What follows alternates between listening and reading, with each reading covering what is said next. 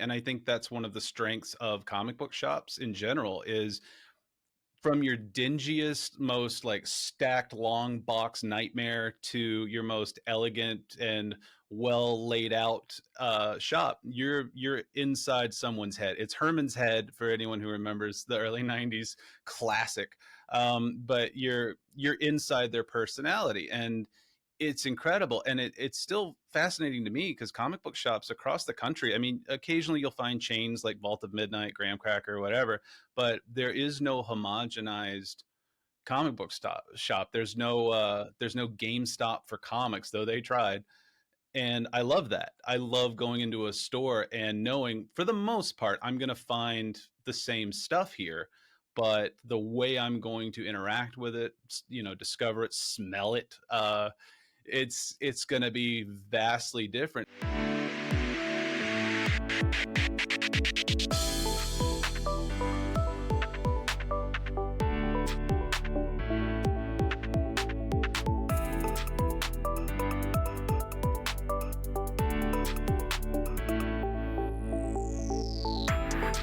Comic shops aren't just stores. They're community rooms with long boxes. And today we're talking to the filmmaker who spent a decade pointing a camera at that world just to ask, what keeps these places alive? If you're a publisher, a retailer, a creator, or just someone who found your people between the new release wall and the back issues, this one's for you.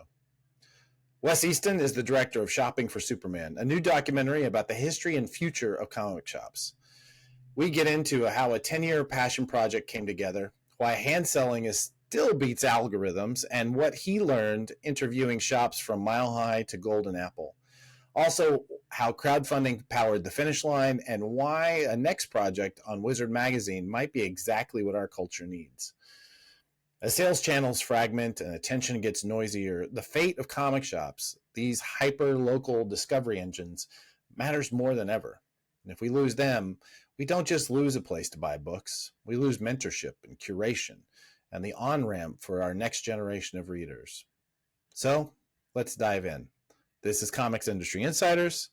I'm Adam Freeman, and this is Wes Eastin.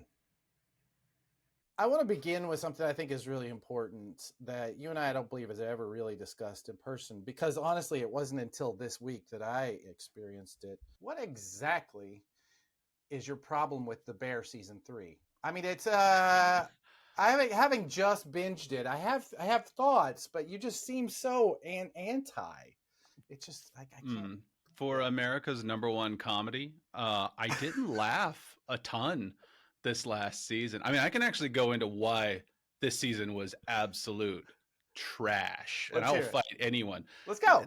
This attempt at like we're arty now. Like, you guys had a great formula season 1. I mean, the tension was right, things felt good, but then because I guess the comedy nomination, they keep throwing in a bunch of jokes that just don't work, and they have amazing talent on that show. I mean, the writing can be very good. The camera work could maybe stand to give a few more inches between the actors' faces and the lens. I know when you're all up in someone's grill, you can get nice and tense and really ratchet it up. But I mean, once you hit the zenith of anxiety, you can't go any further. And like that Thanksgiving dinner, or the how many fishes dinner? Yeah. It's seven like fishes? Something seven like that. fishes. Yeah. You can't. I don't know if it's jumping a shark so much, but the shark would have PTSD after being jumped by this show. It's too much. It's too much sometimes. And I really care about the restaurant, and I'm watching them actually do things. And it's like, why can't we balance these books? Like, well, if you're filling every seat every night, then it sounds like you're just really bad at business. Like, it's a pricing issue, or it's a costing issue. It should be simple. Yeah. No, I'm with you. I am with you on that. That tension felt a little bit manufactured to me, but I don't know. I enjoyed it. Maybe it's just a history of being in like always seeking those sorts of like really tense. I was a line cook for a while, and ever since then I feel like I've been chasing that dragon of just like you and I talked about ADHD before we started filming. Yeah. For me, like that job was really like it completely encapsulated my brain in a way that I feel like I've been chasing ever since. So watching that show, I feel like I understand these people, you know. So I think maybe that's it. You're chasing the tension, but not the copious amounts of cocaine you did as a line cook. Listen, we don't talk about we don't talk about what it Is that took a to beat get through moment? those days. I really enjoyed being a line cook. Let's put it that way. Sure. But yeah, yeah. Anyway, I didn't want to go. I did. This is not a podcast about the bear. Right. But I did. You know, like I said, I did finally watch it this week and binge the whole thing straight through, Great. and enjoyed it. And I saw you're talking shit. Anyway, talk to me about why comic shops are important and why they were so important that you have given such a big chunk of your career to pointing a camera at them. That's a great question.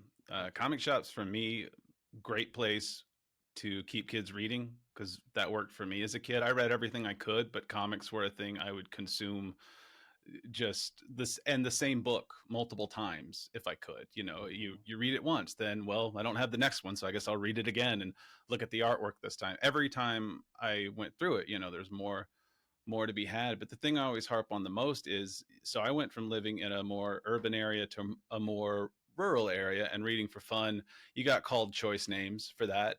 Thankfully, we don't say them anymore. I don't know if that's making a comeback these days, but uh, a lot of that terminology, it was polite to not say.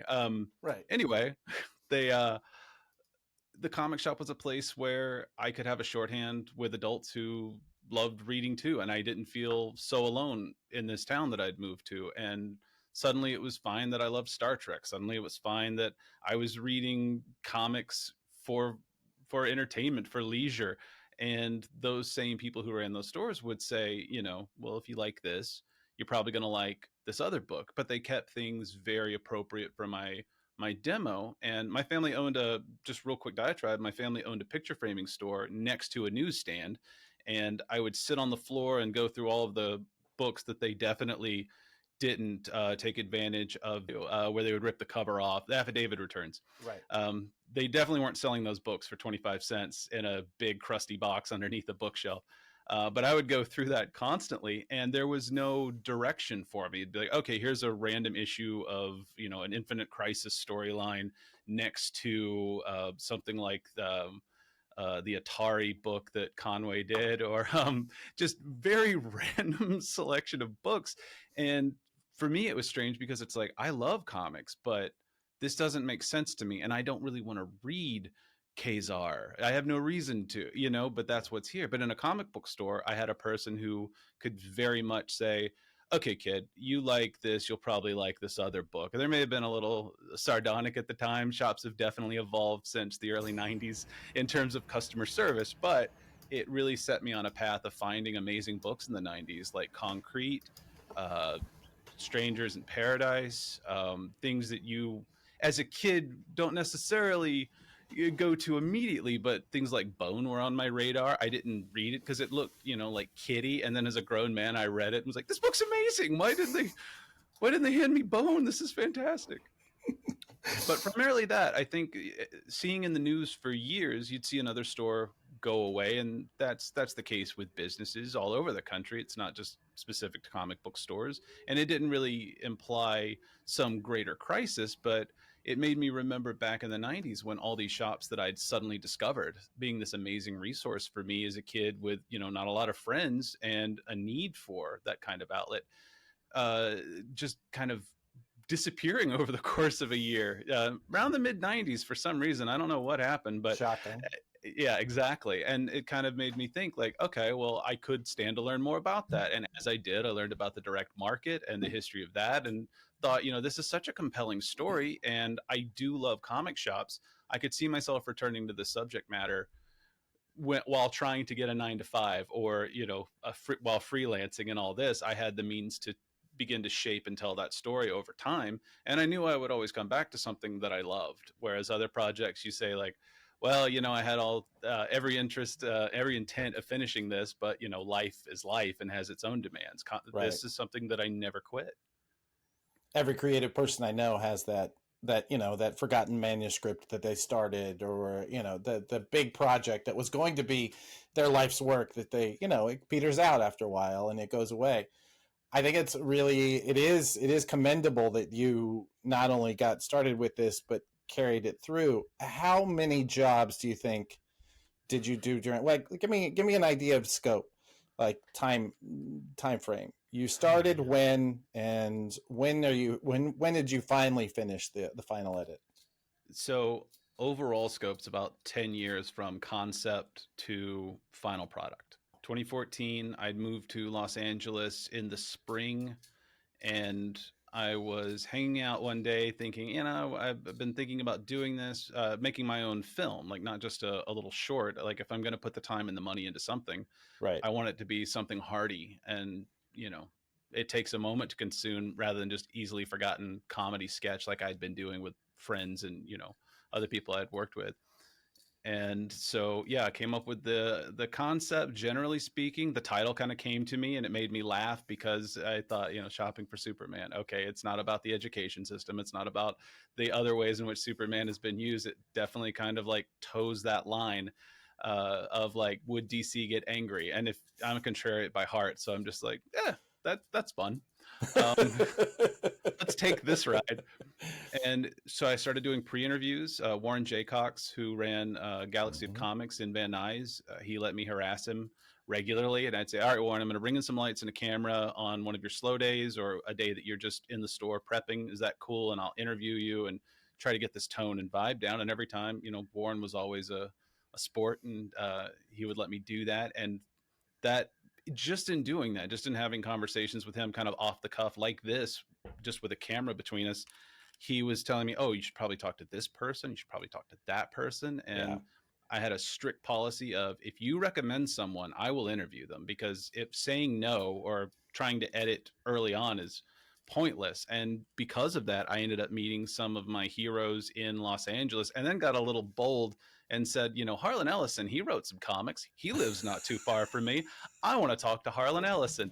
And his wife actually called me after I sent him a letter, and I was like, "I know you're known to be a crotchety old man, but Did you write that down in the letter?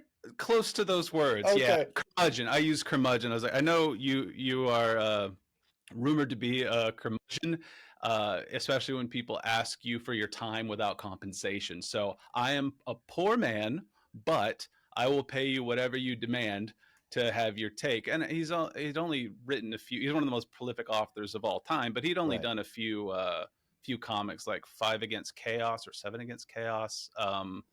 Phoenix Tears, something like that. I can't even remember. Chocolate Alphabet. There were a few of his books that I just come across because I loved his work Yeah. and consumed as much as I could. Well, I didn't hear anything from him. And then the presidents changed. And on the day that we all found out who our president was going to be for 4 years, his Yeah. wife called me, and we were on set shooting B-roll for the movie just to start, gathering material. And she said, "Harlan got your letter, and he really appreciates you thinking of him. Health wise, he's not really in any state to talk with anyone right now, but he enjoyed your letter very much and just wanted to say thank you." Aw. And that meant a lot. And I'm on set just like getting goosebumps and like a little teary eyed because, I'm hearing Yeah. from my hero essentially that uh, he got he got a laugh out of the letter, which made me really happy for one. That's But wonderful. yeah, you gotta, if there's an opportunity to meet the people that you love who do the thing that you love, you gotta take it if you can. 100%. You do have to. Yeah, you have to at least try. I will say, it's funny that you mentioned Concrete and Harlan Ellison in the same sort of answer, because isn't there a house tour where Concrete is taken through Harlan Ellison's house? There is, yeah. And Wow, wow that you remember that too, because yeah, as you're saying, I'm like, I remember those pages. yeah. Yeah. He's got like a hidden doorway or something like that. It was like it was a secret. Yeah, it was like a secret, like a bookshelf door or something Yeah, that he yeah. had built in. I remember it. Wow. Okay. Yeah, I had my own Harlan, having had a shop in the LA area for so long. There was, before I owned the shop, I was supposed to be doing like recruitment for this event that we were doing, and I was just given a list of all the people that we had phone numbers for. This was back in the day when that was kind of a difficult thing to put together. And one of them, I asked somebody about Harlan Ellison, and they said, "Well, I don't really feel comfortable giving you that number, but he's listed, like he's in the phone book." Oh wow.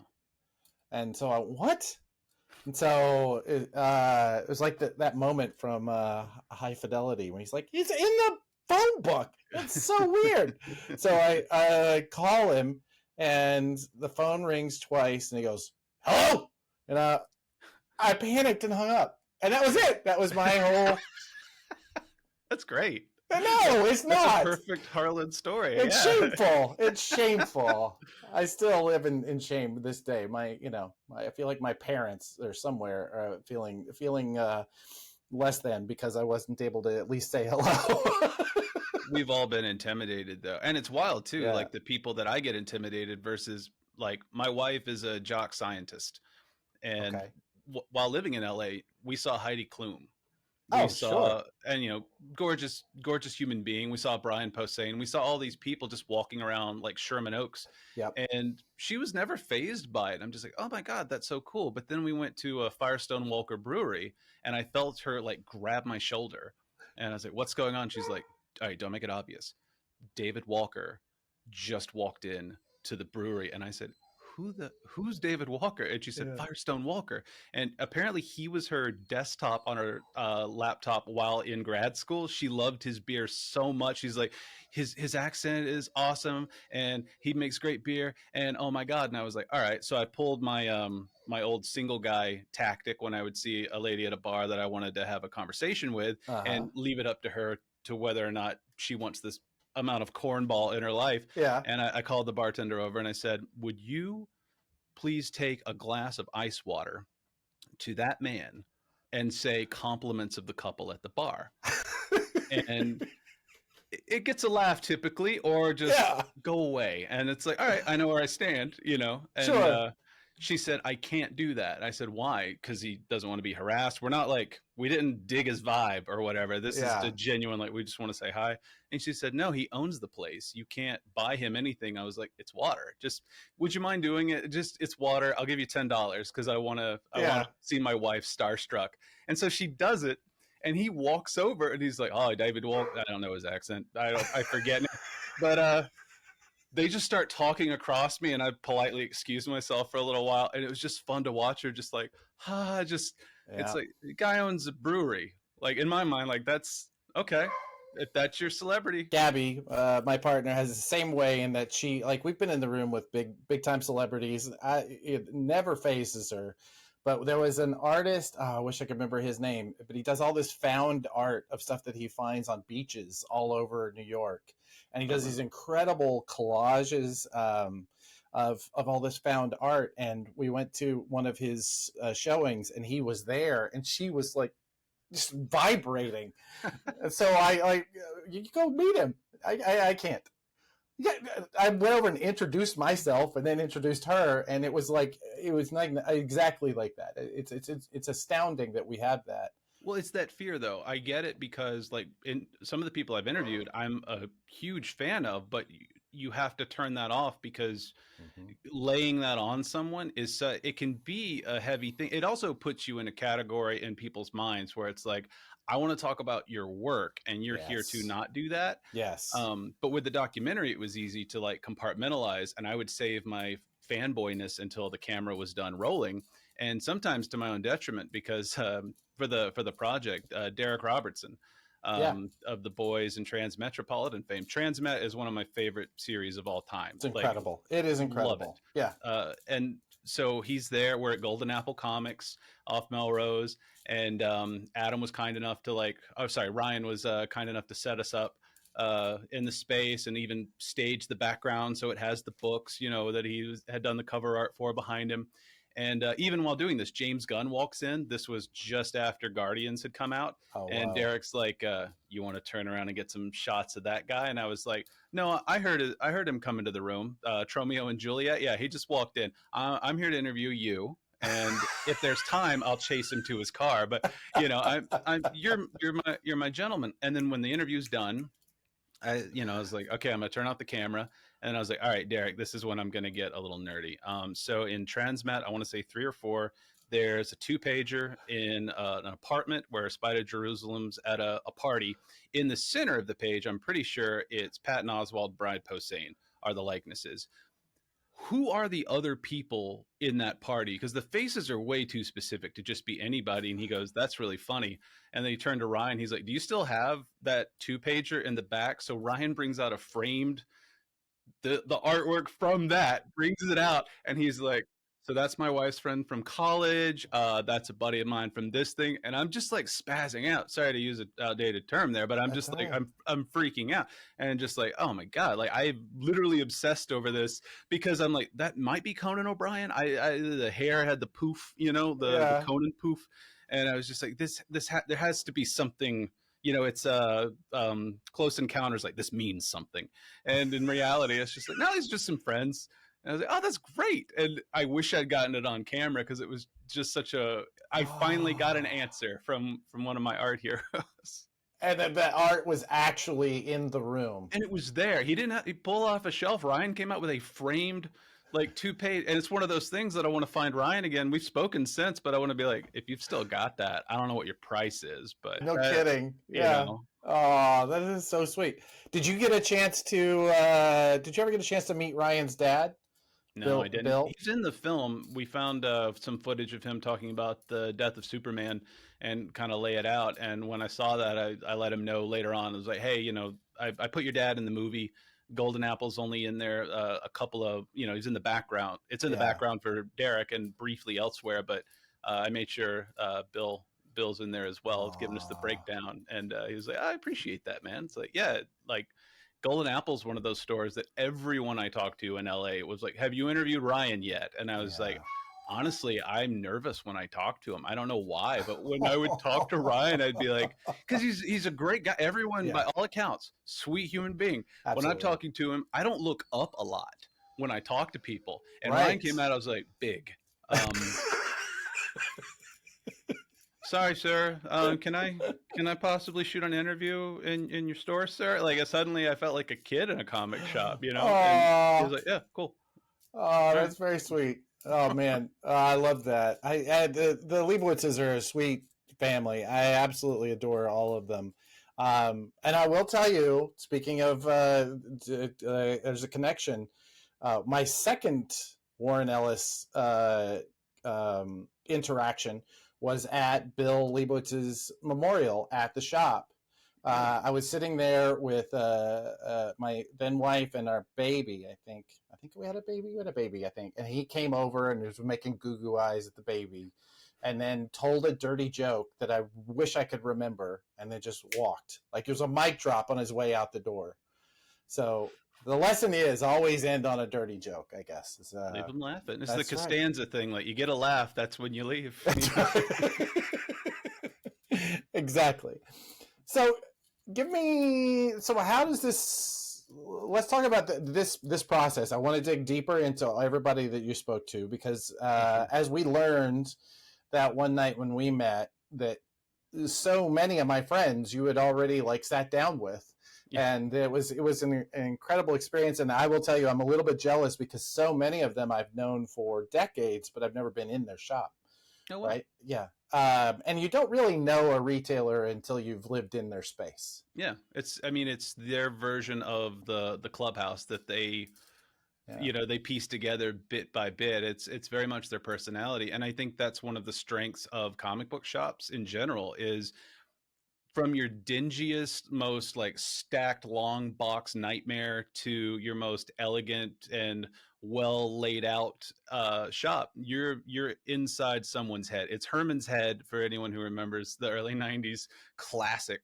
But you're inside their personality, and it's incredible. And it's still fascinating to me because comic book shops across the country, I mean, occasionally you'll find chains like Vault of Midnight, Graham Cracker, whatever, but there is no homogenized comic book shop. There's no GameStop for comics, though they tried.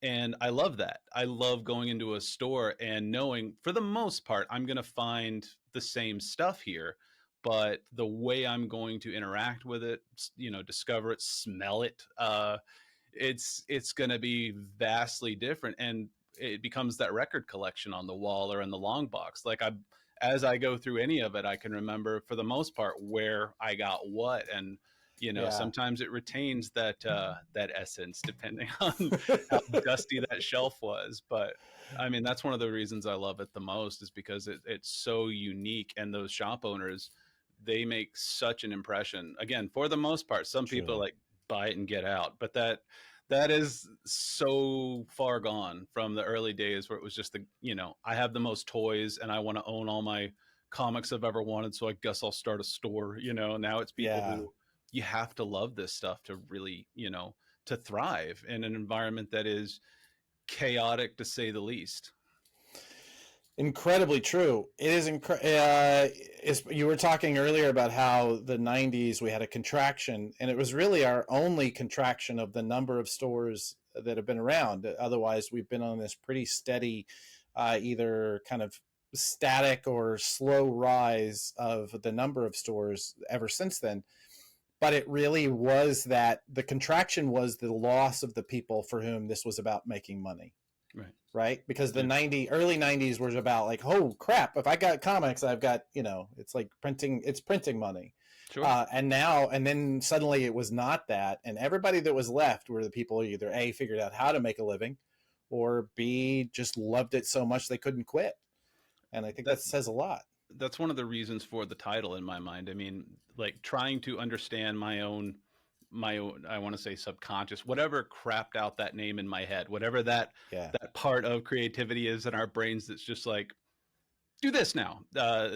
I started thinking about the value, not value, but the meaning of Superman as a character, because he's so ubiquitous as an icon. I mean, I watched the old George Reeves show when I was a kid, Christopher Reeves, all Sure. the iterations, Justice League, every Bruce Timm's version of Superman, or maybe the appropriated artistic style of Bruce Timm for Superman. I forget, but it has always been synonymous with comics. And also the rise and social value of comics. Like, we can Right. skip further back than the Zack Snyder gun argument now because that's silly.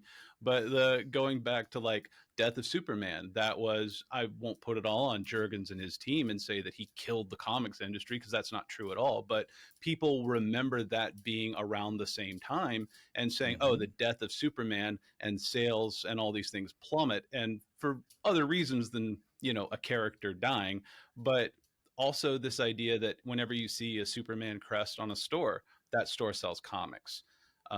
When the reason why the boom of comics as being a collectible, Superman was one of the first comic books, number Action Comics or Superman 1. I'm definitely going to twist that. So there's some geek somewhere being like, you idiot, you rube. It is obviously did you make a documentary about Super? No, I didn't. It's But because of that value, people were like, "Oh, I could own some old, maybe my Uncle Scrooge comics from back in the day are going to be worth, Right. hundreds of thousands of dollars." And it was that mentality that led to all this speculation. And there's always that moment, especially as a comics retailer, you have that call that you get on a regular basis where you feel for the person who like was going through their father died and they're going through his stuff and they find this really old looking Superman that says #1 on it and they think, oh my God, I just paid for my house. Right. And there's that, and most of the time, nearly all the time, absolutely nearly all the statistically never is that Yeah, true. right. Right. But there's that moment of, oh, I know Superman, I know #1, I know Right. this is worth a ton of money. Right. Exactly. Yeah. Yeah, that's a fascinating piece. I there is you landing on that title had to have been an interesting.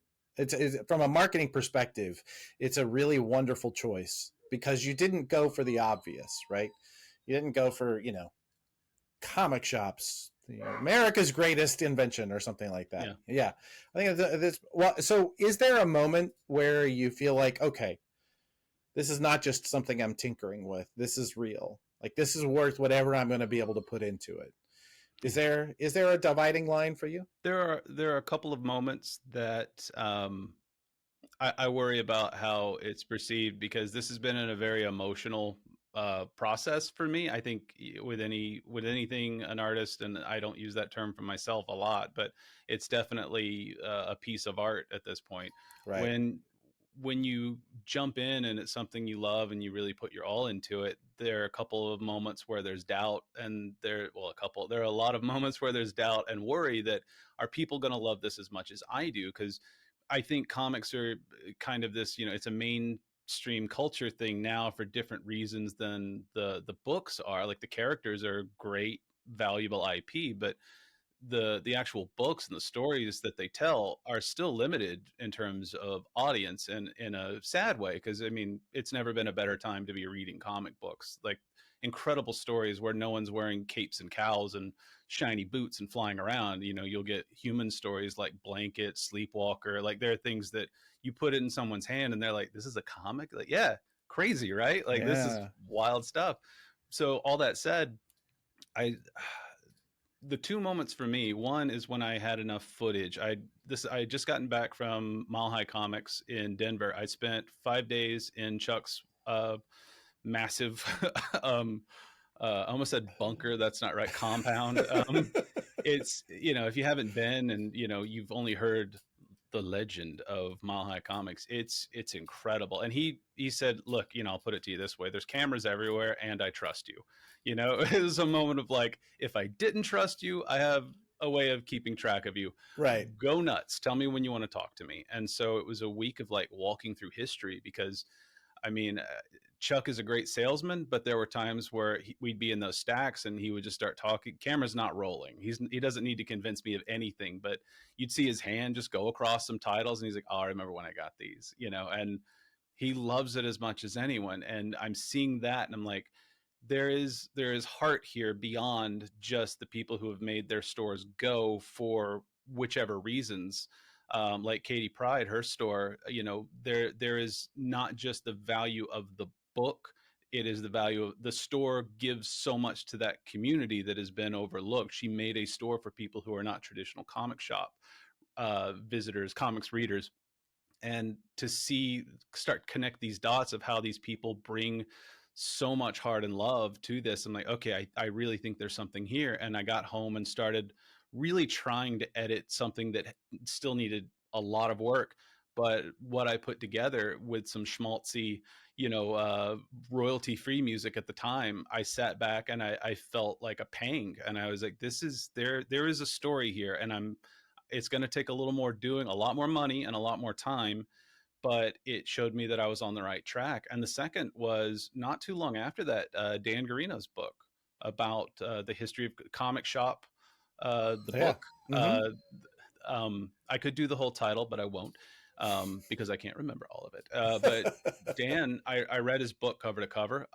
My copy of it has every dog ear and slender little post-it note possible, because there are these historical moments I just never heard of, and it was wildly fascinating to me. And I'm just like, do I talk about the mob and how they kind of oversaw this like magazine distribution network prior to the direct market? Where do I go? And it was the fact that that existed and was being sold, across the country, showed me that there was more to this, to more people. And if not, I mean, you have a dedicated audience who loves it as much as you. Why quit? And then meeting Dan and talking with him at the Ogre, which is now my comic book shop. I lived in LA, and I was like, I'll be dead before I live in Columbus, Ohio. And Yeah. um, death won't take me yet, but I do shop and love Columbus, Ohio. Strangely, I visited when it was snowing and gross and awful outside, and I was like, I'm from the South. Snow is,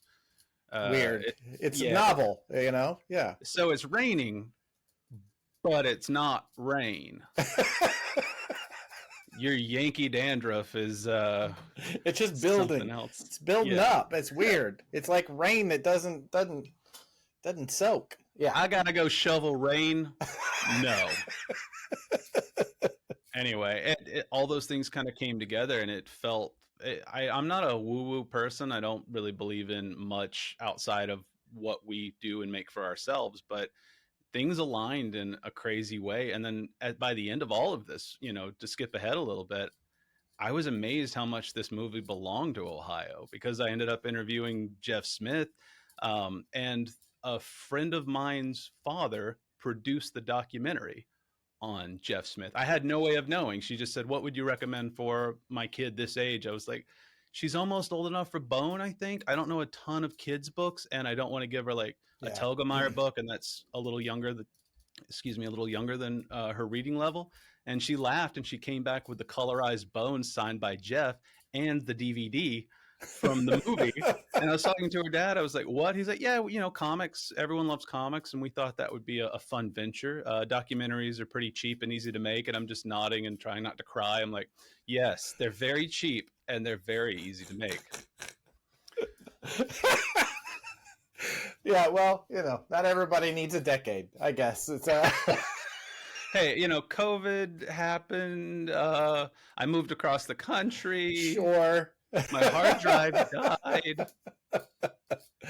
Well, I mean, the fact that you ended up near the Laughing Ogre, which is, Gib Bickle is one of the one of our legends. I think he really is. Yeah. If you make a list of the all-time best-known comic shops, he's easily on that list and is part of our history. I mean, that buying and selling of that store, if nothing else. Oh yeah. Yeah. Yeah, has its own history. All right, so at some point I will say, at some point you're I don't know how to put this. You're out of money. Yeah. Right. And at some point you began a crowdfund, which I think is where you hit my radar. Okay. Talk about that process and like, where did that, how did you begin putting that together, and how do you begin promoting that if you're just essentially coming from out of nowhere? I had done a crowdfunding years ago via GoFundMe, and I knew nothing about crowdsourcing Yeah. funds. Yeah. But someone had told me like you could probably get easily 10 grand out of it. And in my mind, that gets me further down the road. That gets me to travel and all this. And before COVID, you couldn't just remote in as easily to a shooter and have them like give you the angle of their camera through the feed. It was a more arduous process, like take a photo of the shot and text it to me kind of thing. And I'll try and interview over the. Yeah. And so I actually raised close to 24,000 over the course of a couple of months, and that stayed up as a hope of like people will find this and give me more money. And it came in dribs and drabs, but nothing substantial. But then that was in the back of my head as I was coming to the end and saying like the post process. I edited the movie for good or ill. I edited and shot a good bit of the movie, hired people when I could afford to, and I believe in paying artists and craftspeople what they tell me they're worth. And that's not a bold statement, I don't think, but some people would bristle and be like, "You can get, some of these idiots will do it for exposure." I'm like, "Oh, the thing you die from." Yeah, I don't think that's not the hook you think it is, especially for professionals. So I did my best to price out using like the IATSE price master or credit charge master, I believe it's called, and it's just how you price a job based on professional rates. And I got as close as I could for as many people as I could. And I saw this is going to be expensive and I can't do this, but I don't want to try and make a film that can speak to a broad audience, but only make something that a small audience is willing to watch. And so that made me realize I have to take this seriously. So I looked up the Kickstarter, how to, and it's a whole industry of like how to make your Kickstarter go. But the comics community on Kickstarter is amazing. Like they are some of the most excited and giving people, and they don't necessarily want the moon; they want your story. And it was through a lot of those people that I was given some pointers and or some encouragement and definitely some money. But along those lines, our post producer Dana, who I met out here in Central Ohio, she worked in New York for years at NBC, but her partner, like mine, is an academic and is teaching at Kenyon College, and so we bonded over that. And I said, "Would you be my post supervisor?" And she said, "Yes, please God, yes," because that's what she did at NBC. And so while talking with her, she's like, my brother, Devin, he made his own comic called, oh God, don't hate me, Devin. Before we get to Texas, or before I get to Texas. I've only read the first issue because she was kind enough to bring some to our set and we put it in the spinner. But he's broke down like his whole Kickstarter process, and he's like, you can't come in with your hand open. You have to talk to these people. You need to support other projects too, to show people that you're not just here as a leech. And it was so much writing, photography. It was its own project that I really slaved over. And at the end of it, we got a very nice. We made the amount that we were hoping to get, which is a little north of 30. And he was telling me like, you might not make $100,000 on this. So whatever amount you want to get better be the amount that you think you can get. And thinking 20 was conservative, but I was like, I need 30. I need more than 30, but I'm going to aim for 30. And we were able to get it over, a month's time. That's how long I set the campaign for. And then since then, I've seen people, they're like, oh no, you got to do stretch goals. You got to do these other things so you can get more money in, because you have no idea how hard this process is and how much Kickstarter takes for their percentage. And if you have physical things that you're going to give to people who support your movie, there's shipping, and it's a whole thing. And I tell people like, yeah, I have physical assets that I'm selling to people. And they're like, woof, how's that? Like, it's not great. it's it's not. I mean, that's a big part of our business, is dealing with that. And yeah, it's a full-time job. What's the revenue model for a documentary like this? That's an interesting question to have, because I had that same question when I was trying to. It's not lying. It's fundraising. Right. When when I was going around trying to get funds from just equity investment, first question, well, how much am I going to see as a return? And I would say, not as much as you might think, for a niche documentary about comic shops, the sexiest topic of all time. I know what So, you're thinking, printing money, but no, not right. really. Yeah. No, not at all. This will hurt. Um, but if you were thinking about putting your money in crypto, you can just throw that away with me and Yeah. take the same, tax dodge, write off. Yeah. So the original model that I had read from people who write these books and somehow have an authority despite having no obvious history selling films, uh, you can find it at Barnes and Noble, these books. The idea was within 3 years, whatever the investment is, there's a likely, if there's, if the movie has any traction, there's a likely return of X. And Yeah. I was, that I was living by rote, if that's the expression. And then everything changed a few years ago. And so I, okay, I think it's Kamikaze Comics in San Diego. If it's not, it's Kenny's store, Nuclear Comics. So Kamikaze in San Diego is Robert Scott, Right. It's who passed away a few years ago. okay. Yeah, that one was bought by, oh God, I have his name. I had his name in the back of my head because I couldn't spell it without checking it each time. And it doesn't matter for the Yeah. purposes of this. I just hate not knowing. But either one of them had an employee at a certain point who went off to be a filmmaker. And he made a movie called Bad Press, this person, whose name Okay. I definitely remember as well. And it was about some Native American Indians who, in their nation, they did not for the longest time have a First Amendment, uh, no freedom of the press. Okay. And so the argument was, hey, you guys can limit what can be said, this and that. I won't pitch the whole movie here, but it sounded like an awesome and important movie. And they put me in touch, and he and I were chatting, and he's like, oh, we got into Sundance, we got into Tribeca, and this was in 2023. And I was like, oh, that's fantastic. He's like, and that's the year the documentary market fell out, because typically when you get into Sundance and you are nominated or win, that's the end of the conversation as far as distribution goes. There's groups Yeah. like Submarine. There's these other companies that, they're looking for these important type films because they know those laurels are going to get this movie seen. And same weekend, they were told, they went to meetings. It's like, look, we're not really looking for documentaries right now. The market's pretty saturated. And then they won at DC Doc Fest, they and at Tribeca. Like they had all of these great accolades. No one would distribute their movie, and he's breaking down like, so this is the way it works now in terms of how to get your movie distributed. If it's not already a win out of the can, like while you're making the movie, people are banging down your door, Yeah. you're going to have to do a lot of the schlepping yourself because no one has to do the footwork anymore. If you want to be taken seriously, you need to do your own graphic design. You need to do your own pit. You need to have every trailer, things that you would think that a distributor would pay for, that you would just defer that cost. They don't want to do that anymore. That's more work on their end, and they want something ready, out of the can. And that's blowing my mind because that's just not the model that I've known this whole time. And he told me about is it 100 beavers, 1,000 beavers?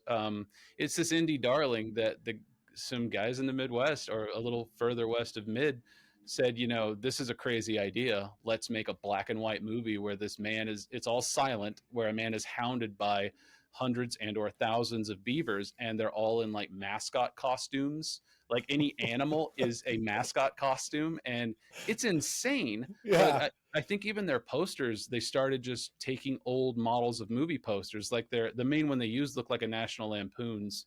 It's that art style, and Yeah. they just started making variations on the theme. I think they did a Showgirls one as well, and it became this goofy concept that when you hear about it, you're like, I kind of want to see that. And they did their own tours, they rented out theaters, they did a wonder with it. And he was telling me all this. He's like, so that's what you have to do now. And I was like, I do not have that many beavers. I don't think I wanted to see my movie in a theater because I Yeah. mean, comic shops are community spaces, movie theaters are community spaces, and Right. the nerds will come. Yeah, is my thinking. It's like they love this, they'll want to see this. It's going to be great.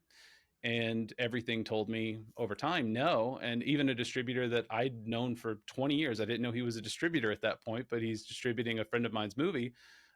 He was like, yeah, there's a lot of costs now with this and we can make it happen, but you're going to you're gambling like in anything. And he kind of laid out the groundwork of like how a digital distribution would work out, that I would fund the process of getting it submitted, and some people will say yes, some people will say no, and it'll all be transactional video on demand until it's on Tubi, Mm-hmm. and those types of places. And here's your markets you can sell to. And so I went from I want to make a movie about comic book shops to now I have to raise money to finish my movie about comic book shops to I need to know the design and style and vibe on paper that can be, and I'm not that guy. Like I have I think a pretty decent taste, but when it comes to concept, so I need to bring artists in. I got to figure this out. And now to the distribution part, now marketing. And it's like, I don't know how you feel about naughty language, but just how much am I Please. supposed to fucking do? Like,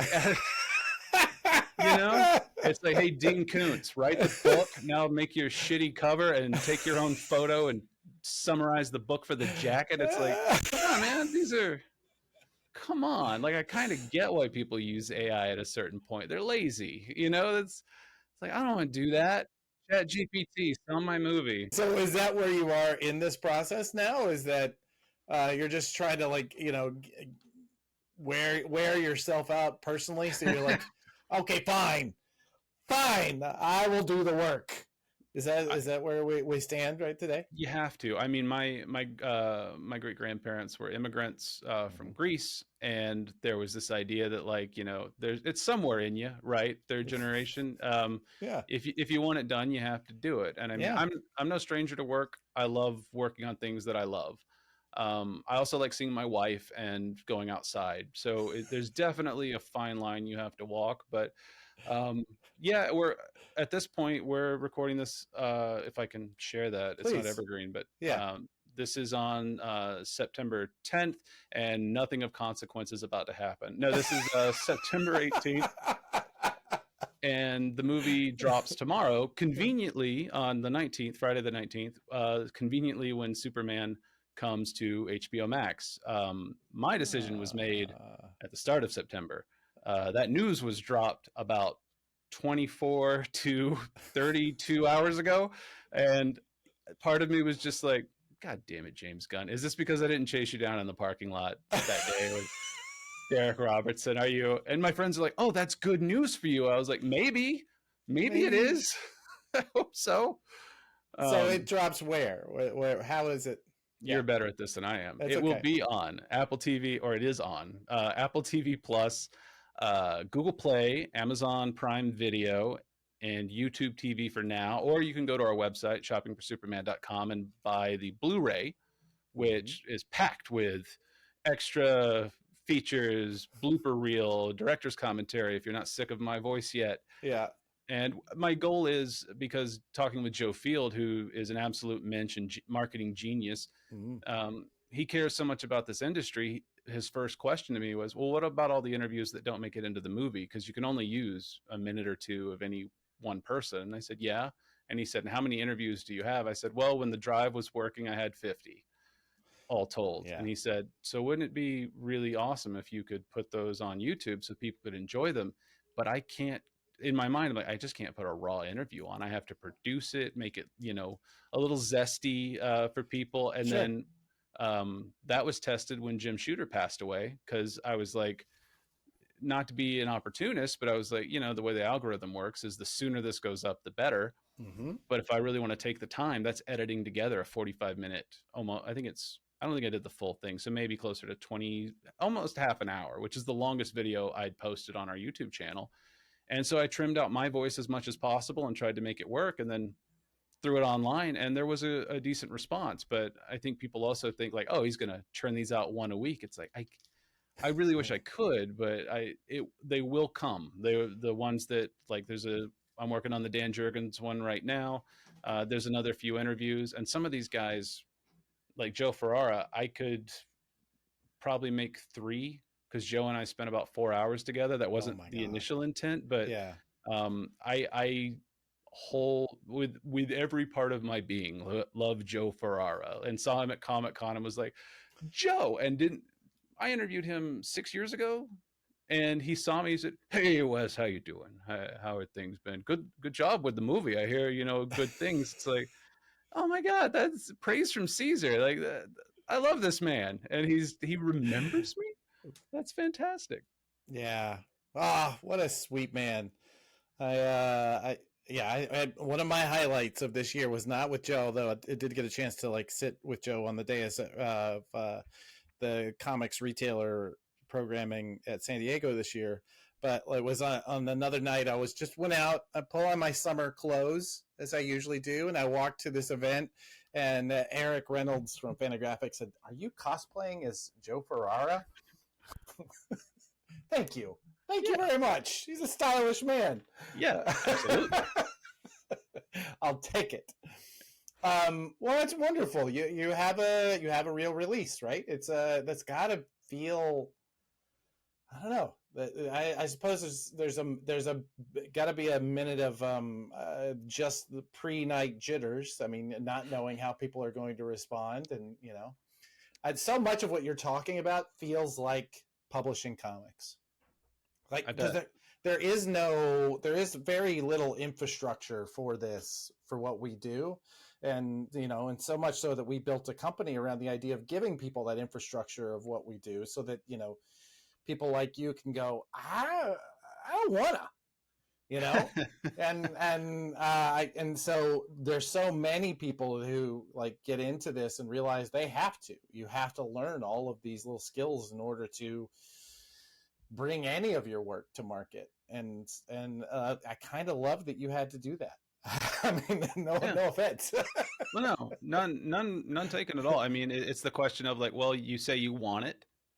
Yeah. How bad do you want it? And it's never been sincerely a question of not enough, or an answer of not enough, because every time it's like, well, what do I have to do now? And Yeah. that can be a dangerous line of thinking, but at the same time it's like, no, this, I promised my wife I would finish this movie. And like during COVID, I even said, like, I don't know if I'm going to finish this movie, because I was trying to interview Jerry Conway, and COVID is the thing, and he's an older gentleman, and I didn't really have an answer for that. But he was like, well, I could do it over the phone. And I was like, no, that's whole movie can't be old men on phones. Sorry, Jerry, but it can't be like guys calling in and talking with that kind of distorted thing from over there. And I was telling her like that. I mean, that definitely throws a wrench in things. And she said, "Well, okay, let me give you a little bit of advice that I think might help." And I said, "What?" She said, "If you don't finish this movie, I will divorce you." And I So said, she "Well, truly is. That's some executive producer type shit. That's what yeah." that is. Yeah. Well, I love her and I love half my shit. So it seemed like the only logical course of action at that point. And that is why she is the executive producer of the film. In that one moment, she Yeah, made that film happen. absolutely. Let's go backwards a little bit. I want to talk about what kind of prepares you to build something like this. First, Mm. let's begin with what is slow cadence? Oh, blast from the past.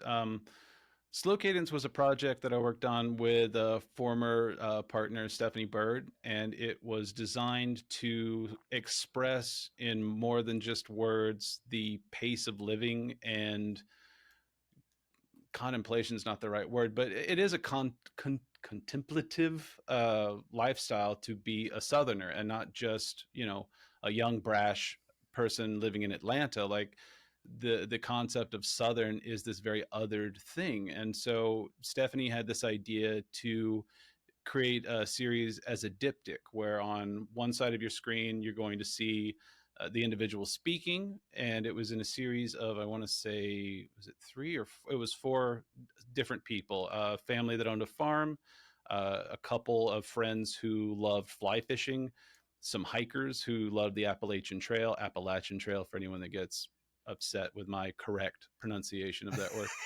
And the final one was actually, strangely, a friend of mine's sister who is a herpetologist, and it just lives, oh, snakes, lizards. Yeah. Sorry for people who are just like, herpes has no. And anyway, so we follow those people for a day in the life of, and shoot their surroundings and try to express, this is a choice. This is, it is both by design that they are here and by choice that they thrive. And trying to put that into a setting where someone could walk into a room, quiet room with just this on the wall, and it bring them into that way of thinking a little bit, maybe give every project she and I worked on together was very much about empathy training, where it's, we're going to present a concept that may be foreign to you in some way, but Mm-hmm. by the end of it, the goal is for you to say, "Oh, I'm the same." Really, I mean, Yeah. at the heart, like, I love the woods. I love, the lifestyle that I prefer is not a bad thing, even if someone doesn't understand it. You said it was a diptych. What was the other? So is it one side of them is you were interviewing them, and the other side is them in the day of the life, or what is that? A little bit of both. So we tried to avoid talking heads as much as possible Okay, and focus specifically on lifestyle. So they would alternate, like as one image would come up, gotcha. another one would begin on the other side, and it would give you the ability to shift along visually, and you could sort of choose which things struck your interest the most. And believe it or not, there is quite the variety of imagery for fly fishing. That was a shock to me that day. Um, but yeah, it's a very short video, and I forget what museums it became a permanent collection of in Georgia. And that was just one of a few projects she and I worked together on. And Stephanie went on to make even more uh, exhibitive art, interactive and video based artwork as a result.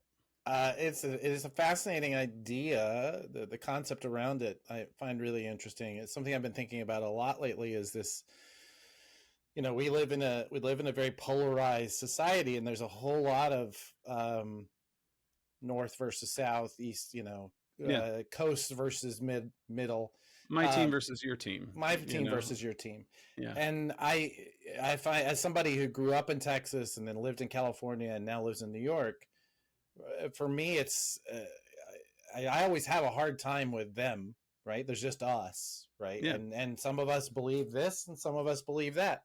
Um, but it occurred to me not recently that I think if if we normalize the idea of just traveling inside of the U.S. as opposed to international travel, yeah. if that way, if the goal was to see all of the U.S., it might make it a little easier for us to like get used to there is no they, Right. right? It's just Well, it's the us. Twain quote, right? To eliminate ignorance, read. To eliminate bias or racism, something like that. Travel. Yeah, And when you see that, the line from 30 Rock, like, we're all the same sandwich, we're all really true. the same people, but the areas that we live in become echo chambers, and we prefer the one that is the most comfortable to us, because everything now, and that was the other thing that really struck me about comic book shops, is they feel like culture war proof. I mean, Yeah, granted, some of the topics in a lot of comics challenge, and that can be a scary thing for both sides of whatever political spectrum you choose. I mean, to admit a person you don't agree with can be right about something these days feels like you're losing an argument that is not cogent. It is very much like, it's very much rooted in this idea that it's all or nothing, everything. We have to yeah. always be the most, you have to agree with me. There's no give, and there's no conversation anymore. Like, people have talked a lot about debate and argument, but no one has conversations.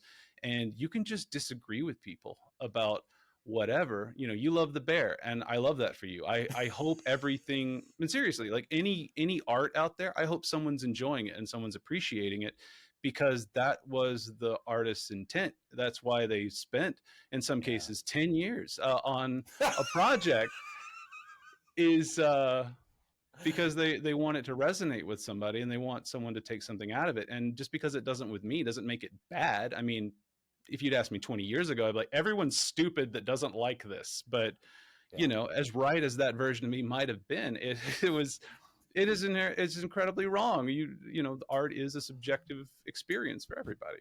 All I'm saying is those close-ups allow you to see the humanity. Like they Yeah. allow you to see the Hmm. wrinkles and the pores, and they Oh, yeah, allow you that's to, interesting. yeah, see the acting becomes much more subtle. I Mm. don't expect you to understand it. Yeah, What with you living in Ohio? Um, you motherfucker. talk more about the place of the comic shop. I have my personal pet theories. There's a reason that we built so much of the company that I own around comics, the comic shop specifically.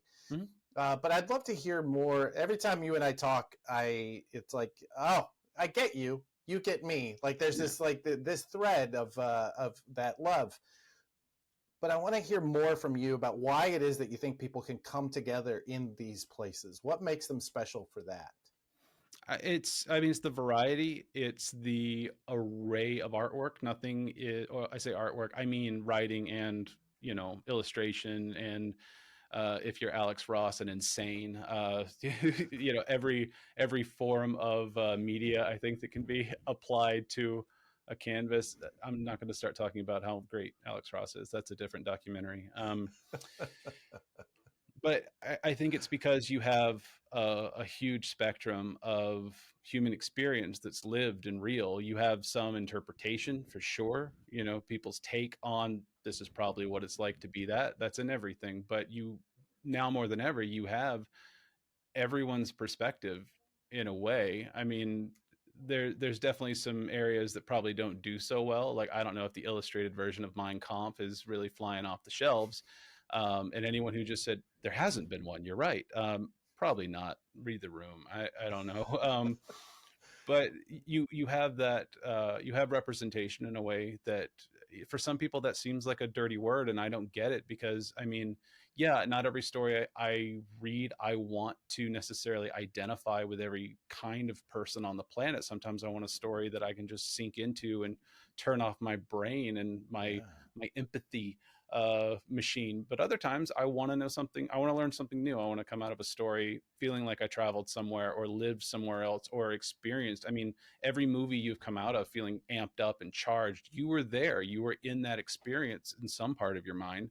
And that happens very much with comics in the comic shop. But it's like a museum you can take home with you. Like any piece of art that you fancy, take it off the shelf. You like that Rothko? It's yours. You can throw it in a bag and head on home. Is there any part of you that has wanted to either make comics or run a comic shop, own a comic shop? Is there? How do you? I having gone through that process, I could imagine it going either way of you just saying, "Oh, never am I going to touch that," or Oh, it's inevitable. I will. I want to own a comic book shop for sure, but from what I've learned in the process is it would have to be, unless I'm co-owning it with someone who loves it as much as I do and knows the ropes to some extent. We're not just entering it blind for the moment, because as you know, the industry and how things are done and what works and what sells and all that, it changes from week to week, day to day, hour to hour. That would be giving my all to it, and I can't do that right now. So Yeah. realizing that, I've cooled on the idea. I would love to be a part of the process in some way, even if name only, just to have my own comic shop. That would be super rad. But the work involved, I don't have that in me at the moment. But creating comic books, I have wanted to do my whole life, and I've been writing one for a little while. This took precedent, but I'm close to. I have the first three outlined. I've written the first one. I hate it, which is a good sign. Yeah. And It's a I'm very gonna good sign. yeah, yeah. I love parts of it, and then other parts I'm like, something's wrong, you know. But once that's ready, I'm going to go the same route I did with this. And I've met a few illustrators that I love their work, and I can maybe bribe or lie to enough to get, you know, character sheets done and that sort of thing, and try to go the Kickstarter route, because it Sure. seems to be the most likely. If you want to make a book, you can definitely do that today in a way that you had to be as insane as someone like Jeff Smith or Eastman and Laird, and just say like, no, this is going to work, and we're going to put all this time and effort into it. But yeah, I'd love to make comics. I mean, I look at Patton Oswalt as a great example, because this is a thing that he's loved forever. Go and watch the Comedians of Comedy tour Yeah. from Comedy Central. Like, he and Brian are part of the show, is them like going into a comic shop and being like, oh, I have this, and I have, and now he gets to write Yeah. on comics, the thing that I know he's wanted to do his whole life. As you were in this process, obviously you're talking about making your own, and I think that's wonderful. I love that you were an observer, and now you've essentially decided I'm a part of this community, and I really look forward to seeing what comes out of that. But I have to imagine over the course of a decade of trying to make something like this, there have to be other shiny things that come along, Sure. right? Can you talk maybe about some of your favorites that didn't get made as a result of you having to really focus Oh, down? yeah. So there was, while making this movie, writing is one of those things that, to stay decent at and not have a huge lift when you get back into it, you have to stay frosty. Yeah, You have to keep doing it to get better. And so while doing this, I also wrote a few screenplays that were based specifically in the horror comedy genre. Like, Edgar Wright is in many ways God to me. Like, when I saw Hot Fuzz, I was just sitting in the theater, and it's like that any Scorsese movie, the vignette just came, and I'm the only one in the room watching this movie, and it was the thing of like, this is, I if I could have made any movie, Hot Fuzz is the movie that I wish, or Galaxy Quest, one, either or. But like, really, those are yo, the two. oh my god, that's one of the best movies ever made, is our Galaxy Quest. That It's phenomenal. Sell me on that. Let's all right. Let's put a pin. I want to come back around to the screenplays. Okay. Why is Galaxy Quest so good? Okay, I'll sell it to you, Lyle Landley style. Let's go. Say there, young man, you say you like Star Trek. Well, could I interest you in something that is almost that, with Alan Rickman? Um, that's all I have right now, but it was great to see Win. Tim Allen actually act. It was great to see this thing that I love get made fun of, but in a loving way. Like, it's Yeah. like the little brother syndrome or something. Like, hey, only I can call him a dweeb and push him into the mud. Yes, he is a dweeb. Yes, mud is where he lives, because he's a filthy little shit. But I get to say that about Star Trek. Yes, Star Trek is boring and lame sometimes. You don't get to say that, Star Wars boy, with your light up stick. Star Trek's cool. Okay. I look good in that yearbook photo from fourth grade. Um, Do you have the ears? Is that what it was? The bowl oh cut? no. Oh. I think it's still my IMDb photo, because my mom found it, and she's like, "Remember, you were just so cute with your little uniform."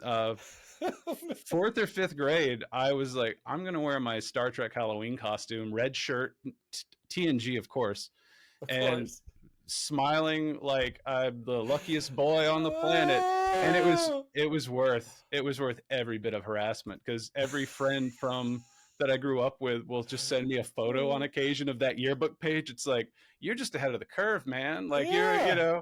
look at you. How do you tell someone you're a huge nerd without having to write it down? Oh, what a sweet guy. Look at I, this guy. Oh, yeah. oh my goodness. All right. There's darkness. There's darkness within that child. All right. Well, so having come out of this, is there what does success look like for you? Mm. What makes you say, all right, it's time to start talking about shopping for Superman 2? Oh, that's interesting. Yeah, that is kind of how this works, right? Like, you make a Yeah. thing and you've proved to people that you can make that thing, so they want more of that thing. I was talking to that has to be his name, Jim Zub. Yeah. He and I were chatting at Gen Con, and introduced through a mutual friend, and I sadly did not know a lot about Jim's work.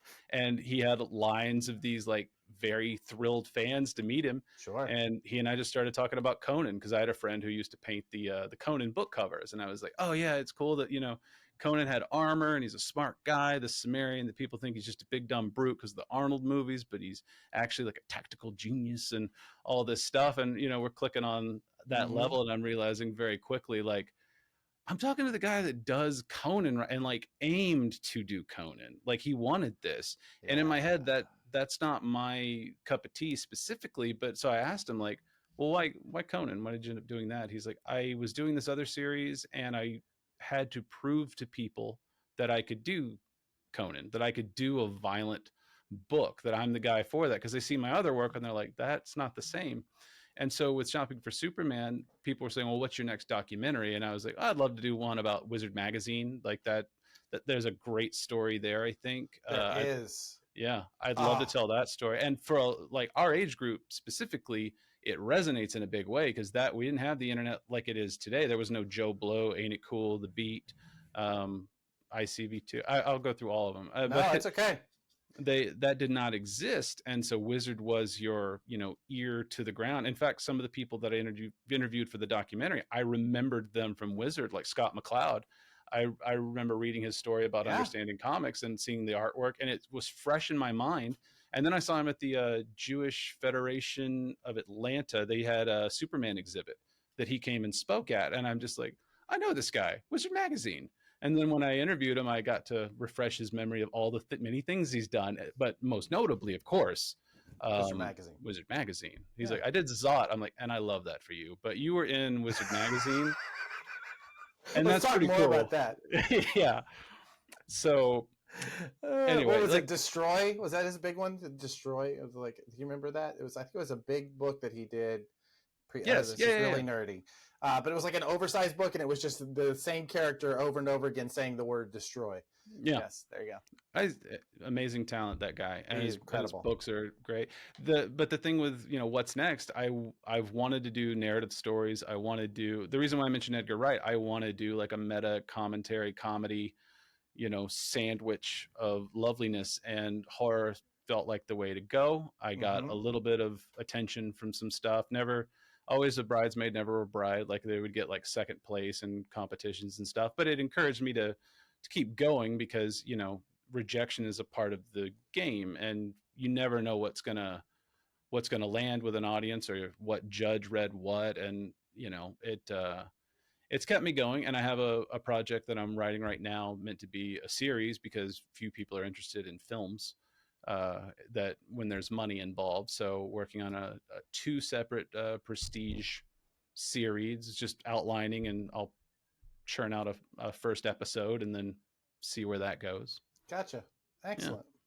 I want to encourage you on this Wizard Magazine idea. Yeah.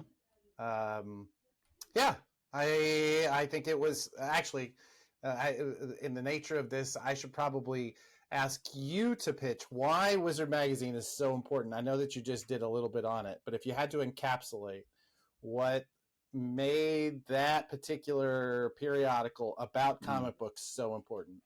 It speaks to a lot of things. It went from young people, like it often does, even in my story, younger people who have this idea and it just took off because that passion was there across the country.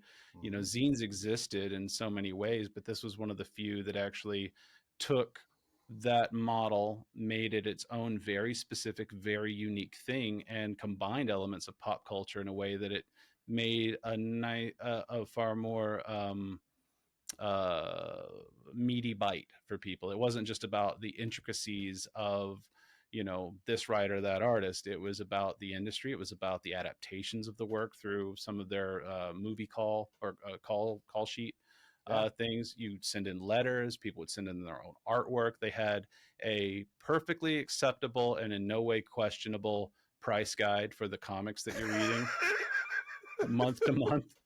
And that's why it's fascinating to Thoroughly me. above board. Yeah, yeah, it was great. I mean, Yeah. there's so much to be said about the phenomenon that was Wizard Magazine, and Yeah. then their attempt to pivot and the failure of that, and the infighting that I'm aware of very little of. And I don't necessarily want to make a movie about drama and that frustration, but I mean that is the sauce on a beautiful It's there. spaghetti. It's You know? there. The Yeah, the the lawsuits, the arguing, the all of it. At the end of the day, it just flamed, yeah. and it weirdly flamed out and petered out at the same time. It's such a strange thing to watch. I've spent a lot of time studying Wizard Magazine and trying to gather information about why it worked. Was their last cover Ryan Reynolds' Green Lantern? I want to say they're one of their, if not their last, I their want to say it penultimate. was. Yeah. Yeah. You are Yeah. the angel of death, Ryan Reynolds. I saved a football team. Mm, Yeah. good. Did you? Did Yeah. you really? Yeah. Wonderful. Yeah. All right. Well, I'm looking forward to the all that you're producing, and especially I do want to don't lose that idea. Wizard Oh, no. Magazine. We need to discuss that in depth. I've harassed a few people through LinkedIn and social media as much as I can. I will need some bigger names to be in on the process before it's kind of like with the name of this movie, like Yeah. legally you're walking a delicate tightrope here, so be careful. I just think it's a fascinating story. I mean, there's I think so not too. to bloviate, but there was a documentary years back about, oh come on, it was essentially Jackass before Jackass. It was skater culture. I'm really selling it. But it was just guys who loved weed and skateboarding, and they made a magazine, and it Yeah. Oh, was yeah. huge. And like everyone that I wanted to be at that when I was a kid, they read this stupid rag, and it was pivotal for so many people. And Wizard is the same, I think, for if not people our age, a lot of people and young people could stand to see how, like, if you have an idea and you pursue it, you know, maybe it goes nowhere, or maybe it becomes like the biggest name, you know, in an industry. You never know. Would you say that our industry is lacking not having a magazine like that that's about, comics, all caps? Maybe an exclamation at the end. I think so. I mean, and you know, look behind the kimono. I'm going to ruin the mystery here. Like you were Yeah. describing that magazine and a need for it, and I absolutely agree. Mhm.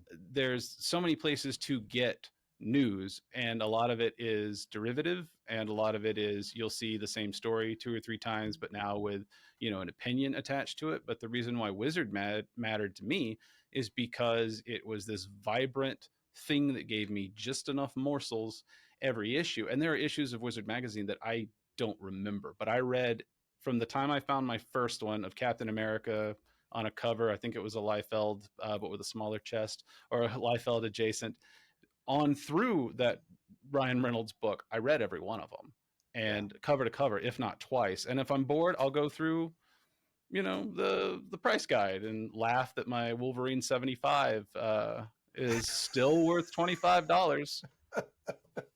They called it. It never left that Yeah. value. Yeah. Yep. Wonderful. Well, I'm realizing we probably will be releasing this a little earlier than a particular announcement that I know is coming. Yeah, I think it is.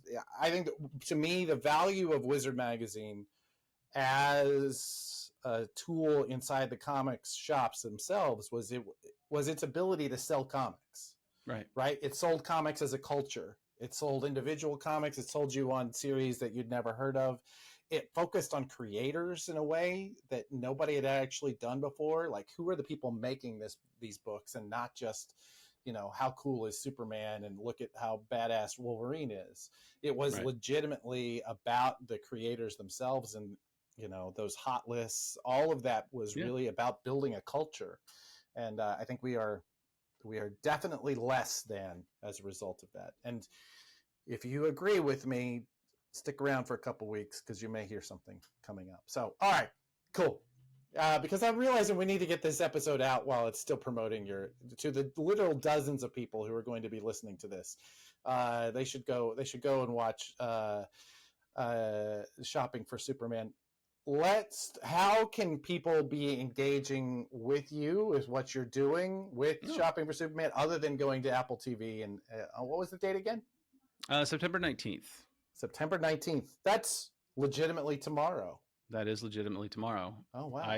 I'm running on 2 hours sleep right now, trying to get everything to promote it and all that. Thank you for taking the time. That's wonderful. For you, anything. Of course.